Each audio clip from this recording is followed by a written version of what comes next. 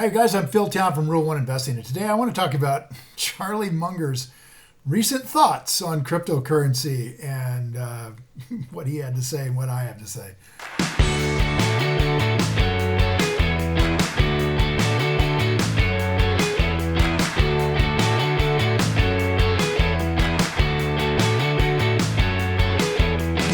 Munger recently spoke at the Daily Journal's annual meeting, and they covered a lot of stuff. We've already taken a look at what he had to say about inflation, where he thinks that's headed next year.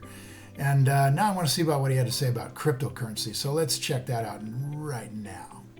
Charlie, crypto was another question that I got a lot of. I'll ask this one from Carl Moscatello, who says, crypto is a $2 trillion asset class. Are you willing to admit you missed something? Well, I certainly didn't invest in crypto.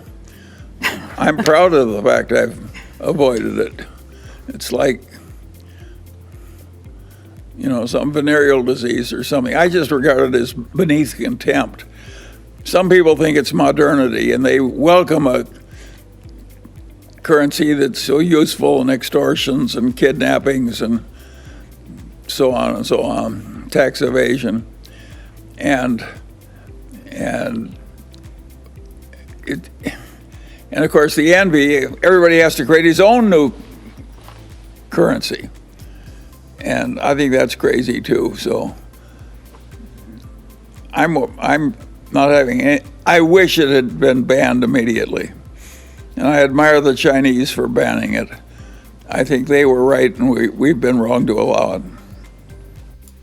So let me kind of explain Charlie's point of view here, because obviously it's not a real popular point of view among different generations. But Charlie comes from a generation that saw the incredible value of a coherent, rational government that helps civilization progress, and they saw the terrible disasters of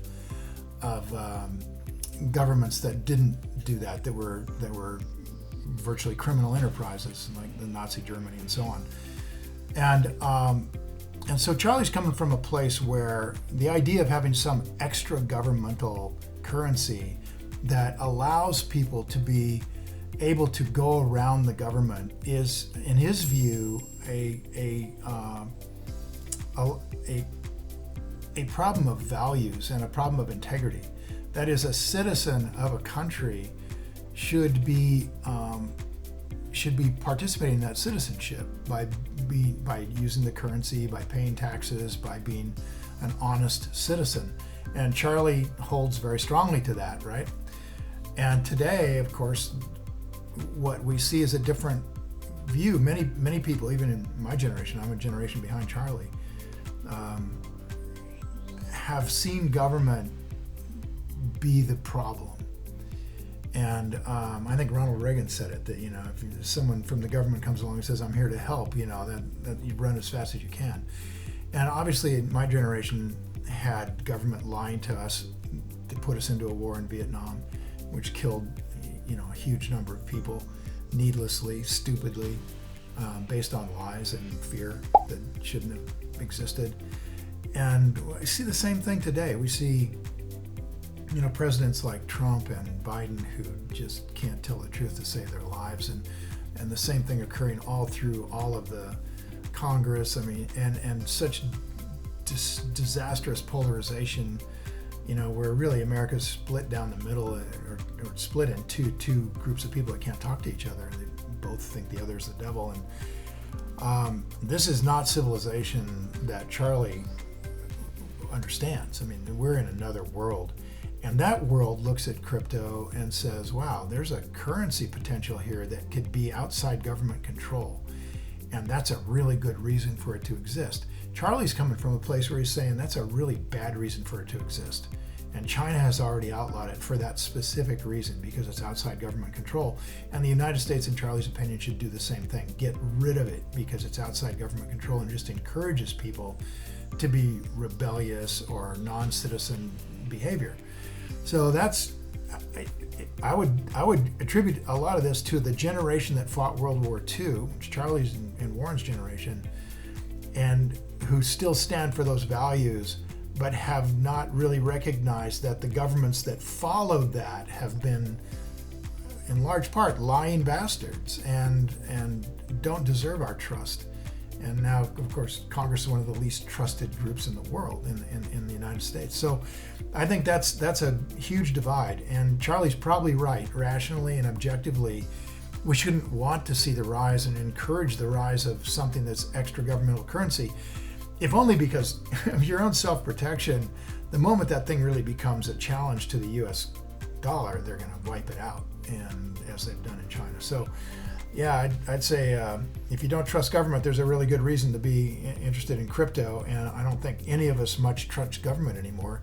And Charlie's a guy who believes that government is an answer to, and he's right. I mean, you've got to have a government, and it's got to function. Ours just doesn't function well, and in our opinion, and I think in Charlie's opinion, it functions better than any other alternatives. So, okay, let's go on and see what else he has to say. Perhaps this is the appropriate follow-up then. This comes from Micah Mysick, who asks, Mr. Munger, you've been warning of the evils of cryptocurrency in the past. How do you feel about the Federal Reserve preparing to launch a central bank digital currency? Do you think that this will be beneficial or harmful to the strength and resilience of our markets? No, the Federal Reserve could have a currency if they want one. That would be just a... We've got a digital currency already. It's called a bank account. The banks are all integrated with the Federal Reserve System. We already have a digital currency. So the question is stupid, frankly. What it says is that the person who asked the question doesn't understand the difference between a Bitcoin and a currency that is just digital, right? Taking the dollar and turning it into digital currency, the kroner and turning digital currency, euro as digital. They think digital means crypto. It's stupid. It's a really dumb thing to think. But you can understand how people might do that. I mean, they just are so confused about the whole class. So the fact of the matter is that Charlie's just pointing out the obvious, and that is the vast amount of money that's floating around in the United States right now. I think of $22 trillion. I think under $3 trillion of it is in paper, and the rest of it is all digital. So the Federal Reserve creating a, quote, digital currency doesn't mean squat. It just means, if anything, the government has even more control and more understanding of where the money is. Because it's all digital, it can all be followed, and they can't do that with paper money. And I think that's probably going to be a real reason for them to do it. They're going to want to try to eliminate the black market for currencies, and if they go digital completely, that'll shut it down pretty good. So yeah, digital currency and crypto are vastly different things. We're already well used to digital currency. I mean, go do Venmo or PayPal or use your credit card, you're doing a digital currency. Hopefully you guys will be interested in learning more about that, and I'd love to hear from you about it.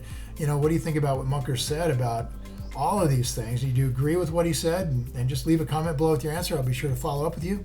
You guys, if you enjoyed the video and you think it was valuable for teaching you more about crypto and, oh man, all the excessive things that are coming down the road and what we had to say about it, like and share the video with your friends. For more resources, visit our website, rule1investing.com, and thanks for watching. Now go play.